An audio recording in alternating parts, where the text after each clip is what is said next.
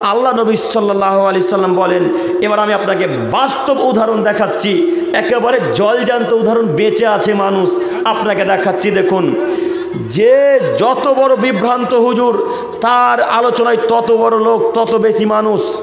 একটু আমার দিকে তাকান, যে যত বড় বিভ্রান্তকর হুজুর, তার আলোচনা সভাতে তত বেশি মানুষ। তার একটা আপনাকে প্রমাণ দেখাচ্ছি। আপনার হুজুর বলছে যে আমার সাথে মুসাফা করো, তাহলে তোমাদের ছোট ছোট গুনাহগুলো আল্লাহ ক্ষমা করে দিবে। কথা বুঝেননি? আপনার হুজুর বলছে আমার দিকে সুনজরে তাকাও, তাহলে তোমাদের ছোট ছোট পাপগুলো আল্লাহ ক্ষমা করে দিবে। এ কথা আপনার হুজুরে বলছে। আচ্ছা, আপনার হুজুরকে বলেন তো, একটা নুসখা প্রমাণ করতে বলেন, একটা রেওয়ায়ত প্রমাণ করতে বলেন, একটা হাদিসের বাক্য প্রমাণ করতে বলেন, পরিপূর্ণ বাক্য নয়। আচ্ছা, একটা জয়ীফ হাদিস প্রমাণ করতে বলেন যে আল্লাহর নবী কোনোদিন বলেছেন সাহাবা একরামদেরকে, হে সাহাবা একরামগণ, আমার মুখের দিকে তাকালে তোমাদের পাপ ঝরে যাবে, আমার মুখের দিকে তাকালে তোমাদের পাপ ঝরে যাবে, আমার সাথে মুসাফা করলে তোমাদের ছোট ছোট পাপগুলো, আমার সাথে সাক্ষাৎ করলে তোমাদের ছোট ছোট পাপগুলো পরিষ্কার হয়ে যাবে। এরকম একটা নুসখা আপনার হুজুর দেখাতে পারবে? একটা আয়াত, একটা দলিল দেখাতে পারবে? আপনার হুজুর কি তাহলে রাসূল সাল্লাল্লাহু আলাইহি সাল্লামের চাইতেও বড়? নাউজুবিল্লাহি মিন জালিক। আপনার হুজুর কি মুহাম্মদ সাল্লাল্লাহু আলাইহি সাল্লামের চাইতেও বড় মানুষ? তাহলে মুহাম্মদ সাল্লাল্লাহু আলাইহি সাল্লামের দিকে তাকালে যদি গুনাহ না ঝরে, আপনার হুজুরের দিকে সুনজরে তাকালে কিভাবে গুনাহ ঝরতে পারে? সম্মানিত মুরব্বী সাহেব, এইরকম আলেমের কথা আল্লাহ তাআলা বলছেন, আল্লাহ নবী বলছেন, কিয়ামতের পূর্বে এক শ্রেণীর আলেম বের হবে, যারা জাহান্নামের গেটে দাঁড়িয়ে থাকবে, জাহান্নামের গেটে দাঁড়িয়ে সমস্ত মানুষকে ডাকবে, আর সব মানুষ ওই লোকটা ডাকে সাড়া দেবে। তার জলজান্ত প্রমাণ আপনাদের বড় পীর। দেখতে পান না বড় পীর? আমি কোনোদিন কোনো মানুষের নাম ধরে বক্তব্য রাখিনি, আজকেও নাম ধরে বক্তব্য রাখবো ইনশাল্লাহ। তবে আপনারা শিক্ষিত মানুষ, বোঝার একটু চেষ্টা করেন। দেখেন, আপনার হুজুর শুধু এক ডাক দিচ্ছে, এই জনগণ, আমাদের এই মিছিলে যাওয়া লাগবে। হাজার হাজার শ্রোতা সেই মিছিলে গিয়ে উপস্থিত। কথা বুঝতে পারেন না? হাজার হাজার শ্রোতা মিছিলে গিয়ে উপস্থিত। আরে আশ্চর্যের বিষয়, পাথর চাপড়ি, পাথর চাপড়ির নাম শুনেছেন কি? পাথর চাপড়ি মানুষের কত বড় আকীদা, কত খারাপ আকীদা। তিনজন মহিলা পাথর চাপড়ি যাচ্ছেন, তো ওদেরকে জিজ্ঞাসা করছে যে পাথর চাপড়ি কেন যাবেন? তো বলছে পাথর চাপড়ি যাচ্ছে এই কারণে, আমাদের তো টাকা নাই, টাকা থাকলে আরবে হজ করতে যেতাম, তাই আমরা পাথর চাপড়ি হজ করতে যাচ্ছি। নাউজুবিল্লাহি মিন জালিক। এখন এদেরকে কি দিয়ে বুঝাবেন? ওর ধারণা পাথর চাপড়ি গেলে একবার হজের মতো নেকি হয়। বেটা, পাথর চাপড়ি গেলে হজের মতো নেকি হয় না, পাথর চাপড়ি গেলে জাহান্নামে যাওয়ার মতো পাপ হয়। বুঝেননি? পাথর চাপড়ি গেলেই শিরক হবে, পাথর চাপড়ি যাওয়াই শিরক, পাথর চাপড়ি যাওয়াই শিরক।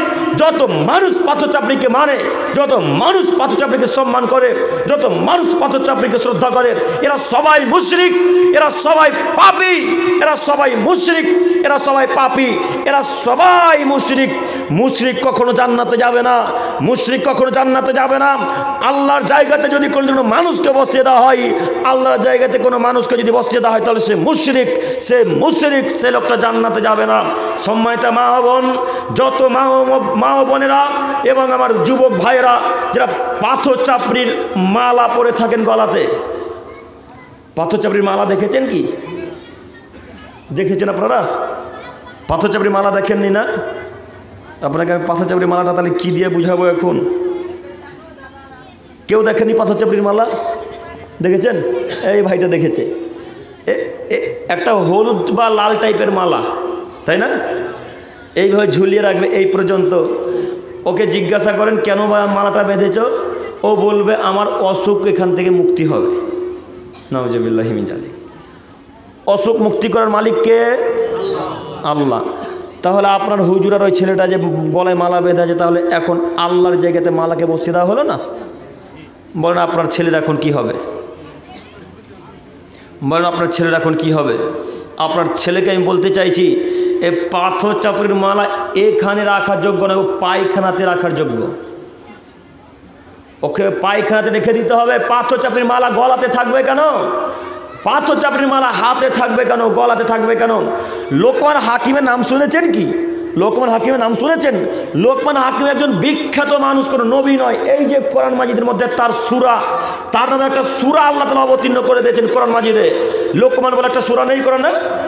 আল্লাহ লোকমানের কথাকে এত পছন্দ করলেন, লোকমান হাকিমের কথাকে এত পছন্দ করেছেন আল্লাহ সুবহানাহু ওয়া তাআলা, তার কথাকে পছন্দ করে কোরআন মাজিদের মধ্যে তুলে দিয়ে সারা পৃথিবীর মানুষকে বলছেন, এই পৃথিবীর মানুষেরা, লোকমান হাকিম তার ছেলেকে যে উপদেশ দিয়েছিল তোমরাও দাও। লোকমান হাকিম তার ছেলেদেরকে যে উপদেশ দিয়েছিল তোমরাও দাও। আব্দুল করিম ভাই, লোকমান হাকিম কি উপদেশ দিয়েছিল তার ছেলেকে একটু বুঝিয়ে বলেন। লোকমান হাকিম তার ছেলেকে বলছেন, ইয়া বুনাইয়া, হে আমার আদরের ছেলে, লা তুশরিক বিল্লাহ, তুমি আল্লাহর সাথে কাউকে শরিক করো না। ইন্না শিরকা লাযুলমুন আযীম, নিশ্চয়ই অবশ্যই অবশ্যই শিরক পৃথিবীর সবথেকে বড় পাপ। এই কথা লোকমান হাকিম তার ছেলেকে বলছেন।